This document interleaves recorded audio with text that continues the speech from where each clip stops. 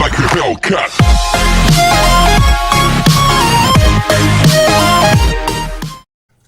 Hello and welcome back to the channel, where today we're taking a look at another HD cable option for the Sega Saturn. This one is from Intecgaming and looks something like this.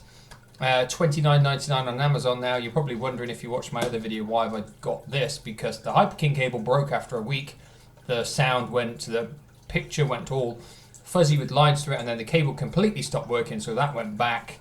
And people were saying, oh, just buy the OSSC. Well, that's £150, and I refuse to spend £150 on one device just to record some footage for my Saturn. So I bought this cable.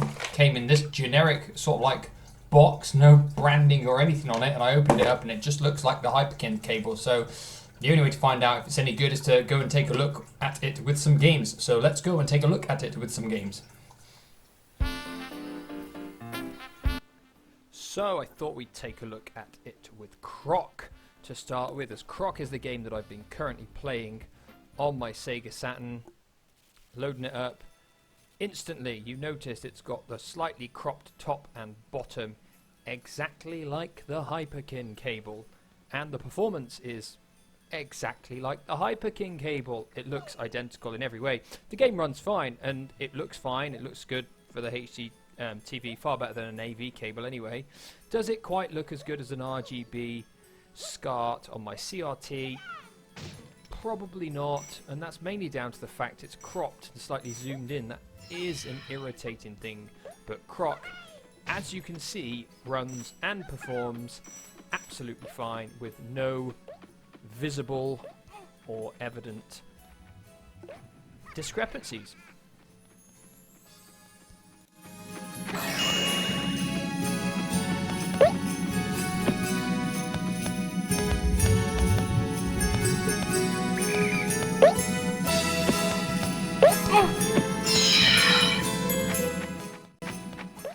So I thought we'd flip it over now, try a different game. We'd go for some Manx TT.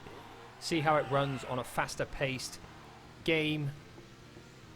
Straight away, absolutely fine. No problems playing Manx TT. It looks as good as I would expect it to. It runs absolutely fine. There's no noticeable lag at all. And that is with the Intecgaming cable plugged in and then plugged into my HD capture device as well. So it's perfectly playable like that, and I didn't notice any lag. Obviously, I'm not particularly good at Manx TT with the control pad. I didn't have my analog pad plugged in, and Manx TT is a pretty tough biking game to play with the D-pad. But as you can see, it runs fine, just exactly like the Hyperkin cable. I genuinely thought that was a great cable when I bought it. It ran fine. It was just a fact after a week, it just died just like that. So I'm hoping this cable is of slightly better build quality. I mean, it looks identical, it feels identical, the price is basically the same. So again, if it falls apart after a week, it will be going back. But as you can see, the cable seems to work absolutely fine, and the only downside is the slightly cropped tops and bottoms of the screen, but there genuinely is no way that you can do anything about that. Of course, if this cable stays like this and works fine for a long period of time, then it is worth your money, $29.99. It's worth it. If it's like the Hyperkin cable and it just stops working after a week, then obviously it's not, and I'll have to look at getting something else. Obviously the Rad2X cable is still out of stock until March of next year. The few that are being sold on eBay are ridiculously priced because of that, and the OSSC is obviously about £150, so you've really got to be thinking you're going to use that to get your money's worth out of it. Either way, the cable looks fine, it runs fine, it performs fine. I'm happy with it if it carries on working like this. Of course, if it doesn't, I'll let you know in the comments down below. Thanks for watching, and I'll see you next time.